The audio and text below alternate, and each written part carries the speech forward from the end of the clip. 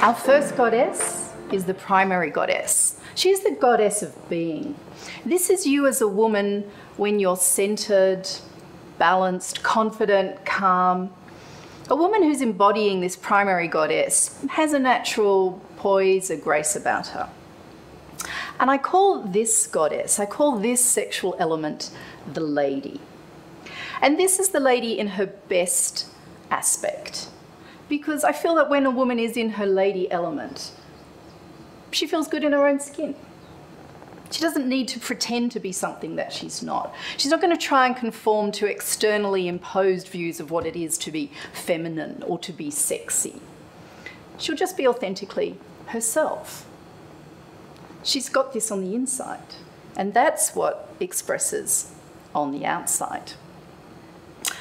When you're in your lady element, you're quite egoless in a way, because you can just be. You don't have to do. No manipulating, nothing like that. And at the same time, you're not needy.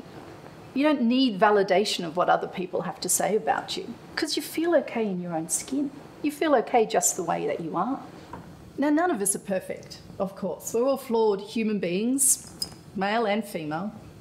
And to get this sense of balance and this confidence can be a lifetime's work, probably several lifetimes' work. So I'm not saying that you have to be perfect before you can move on to the other goddesses. Absolutely not. In a way, this first goddess is also the last goddess. So these goddesses, it's not a hierarchy, which plays too much into that old patriarchal view, that old masculine thing. It's more of a circle, which I think is more feminine anyway. So you start with the lady, we go through the other goddesses, and we come back to the lady again, and a fuller, more complete lady. So it's a journey. Wherever you are at now is fantastic. And as you become more self-aware, you'll be able to find more of this balance within you. So what is this like? Let me give you an analogy.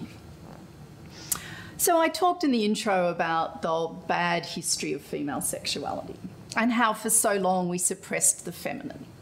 In the patriarchal years which we had for so long, men were supposed to be all yang. They're supposed to only have the yang qualities, the hard, purpose-directed, strong. And women were supposed to be all yin. Bit pathetic, really, that if you're all yin, you're going to become dependent. It's not a very strong way to be. So of course women don't want to be feminine in that way.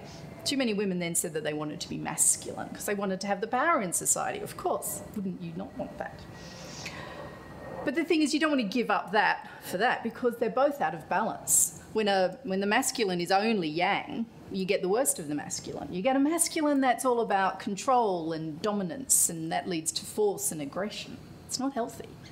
And similarly, if you have a feminine that's all yin, you get that weakness and that dependence. Not healthy either. So male or female, what we're wanting to do is to become balanced within ourselves, so that as much as possible we have equal amounts of yang qualities and yin qualities.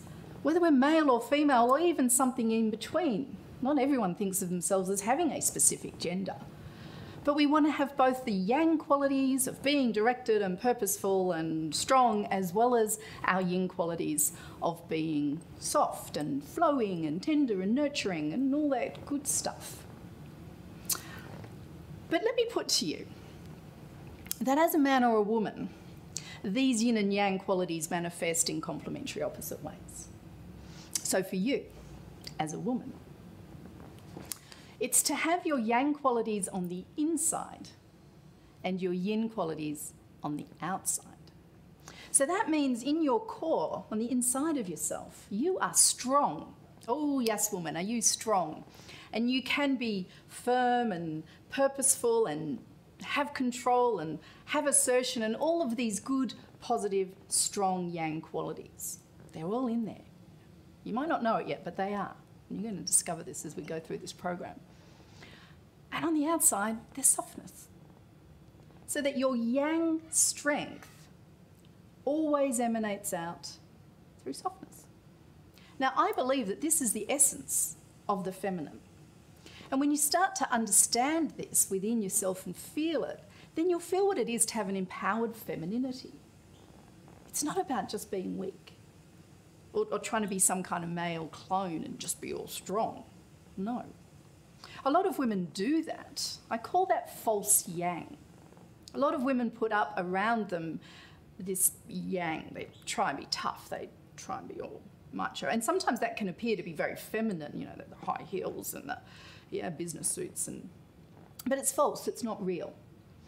And when a woman puts up those masks, well, for a start, it's exhausting. It's really hard to keep that up. But she's not allowing her beautiful yin to show, that softness. She's also not showing her true yang. She's not allowing her true inner strength to flow out. All she's doing is putting up this false pretense. Now, it's understandable that you might do that. We live in a society that's quite hard to always be in your yin. It's a bit scary. You're only going to feel confident letting your natural yin to flow if you can really trust your inner yang. Because this is one of the things, as a woman, if you are going to be truly empowered, particularly sexually, you need to trust yourself. You need to be okay on the inside. It's not about waiting for your knight in a shining armour to come and whisk you off and save you like we were brought up with in our fairy tales. No, that doesn't exist. Eventually, you're going to find a man who will match you. You will always get a man who matches you. So if you're not strong, you're going to get a man who's not strong. Or you're going to get a man who pretends to be strong and actually he's a narcissist asshole. Plenty of women fall for those. So you need to trust your inside. We'll be talking a bit more about that in our next goddess, the Amazon. But here for now, I just want you to think, if you've got that strength on the inside, and you've got this softness on the outside, you can use that softness. It gives you an awareness. Yeah, you can feel. If you've got this false yang up, you're not going to feel everything. It's just like a blockage. It's like, oh, I don't want the world out there to come near me. Drop that. Come into your inner fullness, your inner strength, and feel the softness. And people react well to you when you've got that softness. People don't react well to harshness. And you don't need the harshness. So this is the essence of the lady goddess. Just take a moment. Just close your eyes. Breathe. We'll be doing more of that in a moment. Let's see if you can get that sense. Yeah, I'm okay. I'm not perfect. No one's perfect, but I'm not bad. Feel that on the inside. Know that you can trust yourself. It's all okay in there. You can be authentic. People love you when you're authentic. And then notice how that allows you to just soften a little on the outside. It's such a relief, actually, you'll find. You don't have to keep trying, you don't have to keep doing. You just be. Now, we talked about the flip side to these goddesses in the introduction, what I call the succubi, named after those female demons who used to use and abuse men. Because a goddess, when you're in the fullness of yourself as a woman, you're not going to use and abuse a man. You don't need to. You're going to find your complementarity.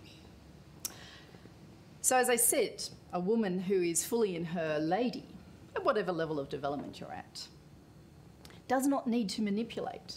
She doesn't have to be the manipulative bitch. And just be careful that as you become more confident, that you don't slip into that. Having power and confidence can be tempting to start to abuse it. You don't want to be the manipulative bitch. You don't need to be.